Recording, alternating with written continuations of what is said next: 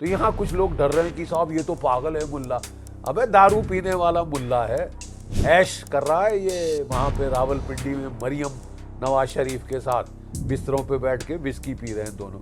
ये कोई Genghis Khan नहीं साहब। इसकी हिम्मत अगर आप सोचते हैं कि होगी कि ये न्यूक्लियर मिसाइल फायर कर दे, न्यूक्लियर टिप्ड मिसाइल फायर कर दे, तो भारी भूल है। कल राष्ट्रपति पुतिन भारत में अपने बहुत बहुचर्चित दौरे पे आ रहे हैं 4 और 5 दिसंबर। वो बहुत कम रूस से निकलते हैं, खासकर क्योंकि वहाँ तो रशिया यूक्रेन युद्ध चल रहा है और इंटेंसिफाई होने जा रहा है। It is going to intensify.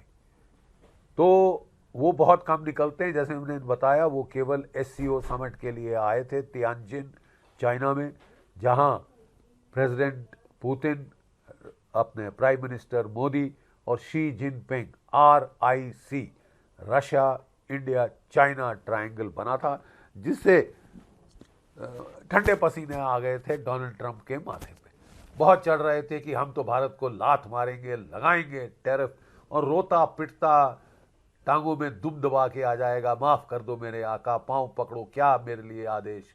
कुछ नहीं किया ऐसा भारत ने, वापस दिखा दिया जैसे को तैसा। और अब वो असमंजस में है कि भारत ने कर क्या दिया। भारत और रूस ट्राइड एंड टेस्टेड फ्रेंड्स। 1971 का युद्ध में लड़ चुका हूं। मैंने उस समय देखा था किस तरह रूस ने अपना पूरा स्टेबल खोल दिया था।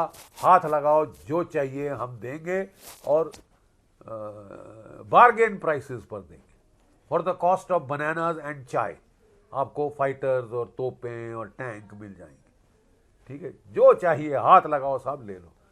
तो उस वक्त हमने कहा, हमने T-55 T-54 टैंक्स लिए थे, 130 मिलीमीटर गन्स ली थी, और 122 मिलीमीटर गन्स भी आई थी, मुझे याद है। T-54 T-55 टैंक, BMPs, पीपा LP जिसको बोलते थे, ये सब उस वक्त आए थे।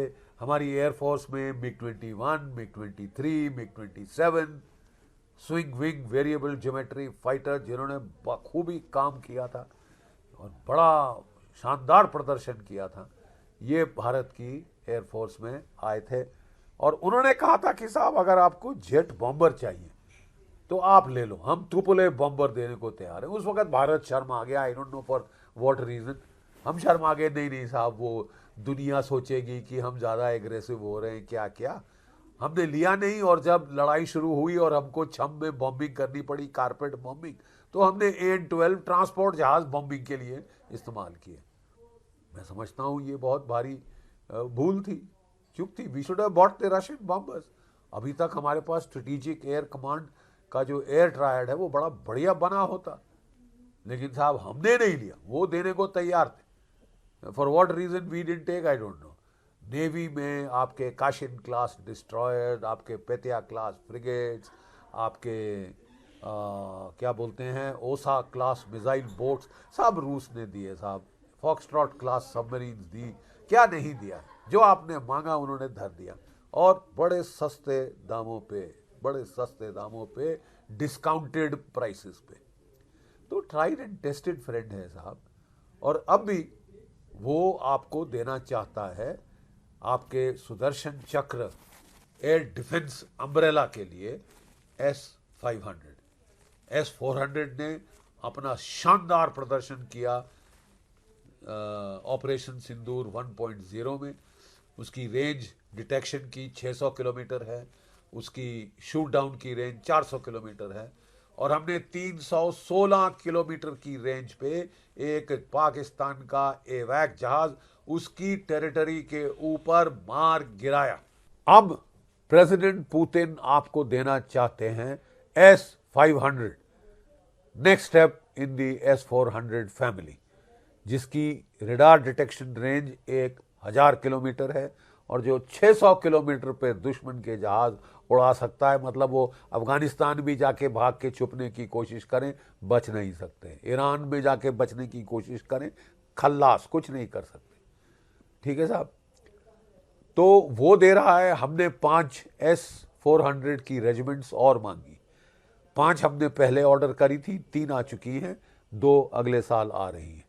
इसके अलावा 5 और भारत लेना चाहता है ताकि एक full proof, leak proof umbrella बन जाए। देखिए, सबसे जरूरी सबक ऑपरेशन सिंदूर 1.0 का ये है कि साहब, हम एक छोटे न्यूक्लियर आर्सेनल वाली कंट्री के न्यूक्लियर मिसाइल्स को आने ही नहीं देंगे। तकरीबन देखिए, इजराइल ने अपने Iron Dome air defense system, layered air defense system, जिसमें ग्रीन एरो, पेट्रियट, बराक 8 वगैरह ये सब शामिल हैं, उससे 97-98% ईरान के मिसाइल शूट डाउन कर दिए। ड्रोन्स कोई 98-99% शूट डाउन कर दिए। इसका मतलब थियोरेटिकली एक कंट्री, एक देश जिसका न्यूक्लियर आर्सेनल छोटा है, मसलन की Pakistan, 170 total warhead, mostly nuclear, tactical nuclear warhead, ठीक है, उसके तो हम तकरीबन 100% मिसाइल शूट डाउन कर सकते हैं अपने डिफेंसिव एयर डिफेंस सिस्टम से, जो कि हमारे आकाश तीर से इंटेग्रेट हुआ पड़ा है। सारे रडार्स, सेंसर्स, शूटर्स इंटेग्रेट किए हुए हैं। बहुत बेहतरीन सिस्टम है और हम भारत के आसमान को पूर्ण रूप से सुरक्षित कर सकते हैं। और पाकिस्तान की न्यूक्लियर थ्रेट मात्र गीदड़ भभकी बन के रह गई है। 97-98% हम रक्षात्मक तरीके से मिसाइल शील्ड से रोक सकते हैं। बाकी 2-3% हम हमलावर ऑपरेशन से रोक सकते हैं। जैसे सिंदूर 1.0 में हमने पाकिस्तान का न्यूक्लियर कमांड पोस्ट पर खच्चे उड़ा दिए थे नूर खान में। उसका जो है नूर खान में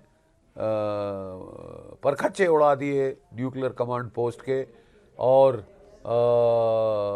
जो वो उनका एयर ऑपरेशंस का भी कमांड पोस्ट था, ठीक है, उसको ठोक दिया साहब, और पाकिस्तान की एयरफोर्स ग्राउंड हो गई। हमने उनका जो ड्रोन कमांड पोस्ट था मुरीद की एयरफील्ड में, उसको भी ठोक दिया। जो ड्रोन हवा में उड़ रहे थे गिरने शुरू हो गए साहब। तो मतलब देखिए, हम ऑफेंसिव, रक्षात्मक और आक्रामक इस्तेमाल कर सकते हैं। कई लोग कह रहे हैं कि साहब पाकिस्तान ने अपनी न्यूक्लियर डॉक्ट्रिन, अपनी जो न्यूक्लियर ऑर्गेनाइजेशन है वो बदली कर दी है, सब कुछ आसिम मुनीर के हाथ में दे दिया है। पहले आने तो दो, अभी तक CDS नहीं बना, वहाँ भी कुछ घपला हो गया, ठीक है, लेकिन हो भी जाता है। तो यहाँ कुछ लोग डर रहे हैं कि साहब ये तो पागल है मुल्ला। अबे दारू पीने वाला मुल्ला है, ऐश कर रहा है ये वहाँ पे रावलपिंडी में मरियम नवाज शरीफ के साथ बिस्तरों पे बैठ के विस्की पी रहे हैं दोनों। ये कोई चंगेज खान नहीं साहब। इसकी हिम्मत अगर आप सोचते हैं कि होगी कि ये न्यूक्लियर मिसाइल फायर कर दे, न्यूक्लियर टिप्ड मिसाइल फायर कर दे, तो भारी भूल है, ठीक है साहब। और अगर कर भी दे तो हम उसे रोक सकते हैं, और रक्षात्मक तरीके से ना रोके तो ऑफेंसिव तरीके से रोक देंगे, और पाकिस्तान की न्यूक्लियर गीदड़ भभकी नहीं चलने देंगे, नंबर 1। नंबर 2, हम जो है पाकिस्तान के nuclear command and control authority जो है बहुत सिंगल पॉइंट हो गई है। सब कुछ चार्ज एक आदमी के पास है, आसिम मुनीर। और अगर एक आदमी के पास है तो उसने अपनी पीठ पे बहुत बड़ी टारगेट पेंट कर दी है। हम अग्नि 5 कन्वेंशनल टिप्ड मिसाइल बना रहे हैं, बंकर बस्टर। जहां भी जाके छुपे, मरियम बंकर में छुपे, जहां छुपे, हम उसके पर खच्चे उड़ा देंगे। खास तर इसको ढूंढ के मारेंगे पहले दिन में। कर ले सेंट्रलाइज। ओवर सेंट्रलाइजेशन लड़ाई में खराब होता है।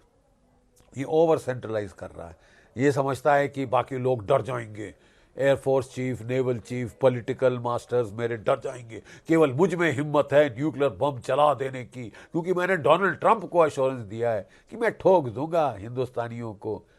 अबे तो तू ठोकेगा भी ना। तेरे पास 170 वो हैं वॉरहेड्स, हमारे पास 180 हैं।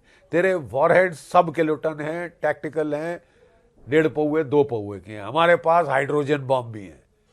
तेरा तो मलिया मेट हो जाएगा, सवा सत्यानाश हो जाएगा। कोई डरने की जरूरत नहीं है। जितना ये ओवर सेंट्रलाइज करेगा उतना पाकिस्तान को नुकसान कराएगा, नुकसान कराएगा, ये लिख के ले लीजिए। तो एक तो है एयर डिफेंस में रूस हमको देना चाहता है, दूसरा है 5th जनरेशन टेक्नोलॉजी। प्लीज याद रहे कि पाकिस्तान के पायलट्स, एयरफोर्स के पायलट्स फिलहाल चीन में हैं और J-35 5th जनरेशन फाइटर्स पर ट्रेनिंग कर रहे हैं। हमारा जो होम ग्रोन आमका है 10 से 15 साल तक लग सकते हैं इंडक्शन के लिए, ऑपरेशनल इंडक्शन के लिए। तो तब तक क्या हम हाथ पे हाथ धरे बैठे रहेंगे कि चीन के पास 2 5th जनरेशन फाइटर हैं, J-35, J-20, उसके पास 6th जनरेशन फाइटर भी आ गया है, हमारे पास एक भी 5th जनरेशन फाइटर नहीं। और हालात क्या आप ऐसी करना चाहते हैं कि पाकिस्तान हमसे पहले 5th जनरेशन फाइटर्स फील्ड करे? मतलब आप पाकिस्तान से कम रहना चाहते हैं? पाकिस्तान की एयरफोर्स में 25 स्क्वाड्रन है, आपकी एयरफोर्स घटते घटते घटते 29 स्क्वाड्रन पे आ गई है। पाकिस्तान की एयरफोर्स से केवल 4 ज्यादा। आप चाहते क्या हैं? आप भारत की एयरफोर्स को पाकिस्तान से छोटा करना चाहते हैं कि हमारा मुकाबला तो साहब बांग्लादेश से है, हम बांग्लादेश से आगे हैं? क्या बकवास है साहब ये। ऐसा खतरा कैसे मोल लेने की हम सोच भी सकते हैं? We have to do something about it. हाँ, बात सिर्फ यह है कि Su-57 लाते लाते we can't kill the home grown AMCA programme. हम जो अपना घर का घरेलू जो प्रोग्राम है उसको खलास नहीं कर सकते और ना करेंगे। आप आमका बनाते रहिए। आप इंटरिम सोल्यूशन के तौर पे 2 या 3 squadron Su-57 of the shelf खरीद लीजिए, या 1 स्क्वाड्रन खरीद लीजिए और 2 या 3 स्क्वाड्रन भारत में मैन्युफैक्चर कराइए। आपको अपने आमका प्रोग्राम के लिए भी काफ़ी मदद मिलेगी। इंजन टेक्नोलॉजी आपसे शेयर कर रहे हैं, सोर्स कोड्स आपसे शेयर कर रहे हैं, पूरी प्रोडक्शन भारत में करने को राजी हैं, जो कि F-35 के साथ तो कोई सवाल नहीं, क्वेश्चन डज नॉट अराइज। और फिर F-35 में साहब किल स्विच है, जितने भी बिलियंस ऑफ डॉलर आप दें, $112 बिलियन पर एयरक्राफ्ट, वो साहब किल स्विच लगा के लड़ाई के टाइम उसको खलास कर देंगे। तो हमको पागल कुत्ते ने काट रखा है कि हम अपना लड़ाई के दौरान धोखा खाने के लिए अमेरिका से हथियार लें। साहब अब शत्रु बोध हो गया है, अमेरिका की असलियत सामने आ चुकी है। जितनी मीठी बातें करें, ये शत्रुता दिखा रहा है। $1 बिलियन हमारे खा गया GE-404 इंजन के लिए तेजस का। 2 साल से ऊपर हो गया है, अभी तक 2 आए हैं 200 की जगह, और बाकी कब आएंगे कब नहीं आएंगे कोई अता पता नहीं साहब। और हमारी पता नहीं क्या मती मारी गई साहब, हमने और जाके खरीद लिए कि नहीं साहब हम तो अपने मोहब्बत है अमेरिका से। अरे क्या है साहब, थोड़ा यथार्थ पे चलना पड़ेगा। हम चाहते हैं मोहब्बत हो, हम चाहते हैं अच्छे रिश्ते हों, लेकिन we'll have to go by. बातें मीठी मीठी क्या हो रही हैं उसकी तरफ ध्यान मत दें, तवज्जो मत दें। एक्शंस क्या हैं, कथनी से ज़्यादा करनी क्या है अमेरिका की, और बहुत खतरनाक करनी। बांग्लादेश में कलर्ड रेवोल्यूशन कराई, नेपाल में कलर्ड रेवोल्यूशन कराई, श्रीलंका में कलर्ड रेवोल्यूशन कराई, कलर्ड रेवोल्यूशन की कोशिश लद्दाख में करी, ये यहाँ नॉर्थ ईस्ट में कुकी लैंड बनाना चाहते हैं, क्रिश्चियन कंट्री काट के मणिपुर, मिजोरम और बांग्लादेश, और एक क्रिश्चियन कंट्री बनाना चाहते हैं। मतलब ये तो भारत को तोड़ने पे आमादा है, और हम कह रहे हैं साहब नहीं साहब प्रॉब्लम हो गई, हमको तो दोस्ती करनी ही पड़ेगी। क्यों करनी पड़ेगी साहब, जो है सो है, दुश्मनी है तो है, हम क्या करें। हमने तो हर कोशिश करी, 30 साल की मेहनत पे अमेरिकनों ने पानी फेरा, और अमेरिकन डोनाल्ड ट्रंप के पहले जो बाइडेन ने भी पानी फेर दिया था। तो मतलब देर इज बाईपार्टिजन कंसेंसस, चाहे डेमोक्रेट चाहे रिपब्लिकन, कि भारत को नुकसान करना है। तो ऐसे के बाद आप फिर भी तलवे चाटने जाएं तो बहुत ही बेवकूफ़ी होगी, मैं समझता हूँ। हमको प्रैक्टिकल होना पड़ेगा, यथार्थवादी होना पड़ेगा, जो यथार्थ है उसका सामना करना पड़ेगा। हम चाहते हैं कि दो डेमोक्रेसीज हैं, संभाविक उन दोनों के बीच में अच्छे रिश्ते होने चाहिए, लेकिन क्या ज़मीन पर ऐसा है? ज़मीन पर पाकिस्तान के डिक्टेटर के साथ तो क्या प्यार जताया जा रहा है। भारत को दुनिया में सबसे ज़्यादा टैरिफ लगे हैं तो भारत के खिलाफ लगे हैं। डेमोक्रेसी तो गई भाड़ में साहब। ये साहब बहुत गलत बात है, और अभी तक हमको यथार्थ का आभास हो जाना चाहिए था। रशिया हमारा ट्राइड एंड टेस्टेड फ्रेंड है, दूसरा है फ्रांस, तीसरा है इजराइल। इसके सिवा मैं नहीं समझता कोई ऐसा देश है जिस पे हम भरोसा कर सकते हैं। अमेरिका पे तो बिल्कुल नहीं, एज सिंपल एज दैट, बिल्कुल नहीं। तो हमको अपना इंडिजिनस प्रोग्राम ख़त्म नहीं करना चाहिए, वो चालू रहना चाहिए। We have to grow indigenous, we have to make in India. लेकिन 10-15 साल हम इंतज़ार नहीं कर सकते। इंटरिम सोल्यूशन 2 या 3 स्क्वाड्रन या फिर 5 स्क्वाड्रन, जिसमें से 3 भारत में बनाए जाएं। क्योंकि अगर आपको 2035 तक आपको वो टाइम पूरा करना है तो शायद इतनी इंटरिम इंडक्शन करनी पड़ेगी। इससे आपको टेक्नोलॉजिकल फ़ायदा भी होगा, आपको टेक्नोलॉजी भी मिलेगी, engine technology, radar technology, stealth technology, और बहुत कुछ और। सोर्स कोड्स आपको दे रहे हैं, सब कुछ शेयर करने को तैयार हैं। तो इसका फ़ायदा अगर हमने नहीं उठाया, हमारी बड़ी भारी भूल होगी। जय भारत, जय हिंद।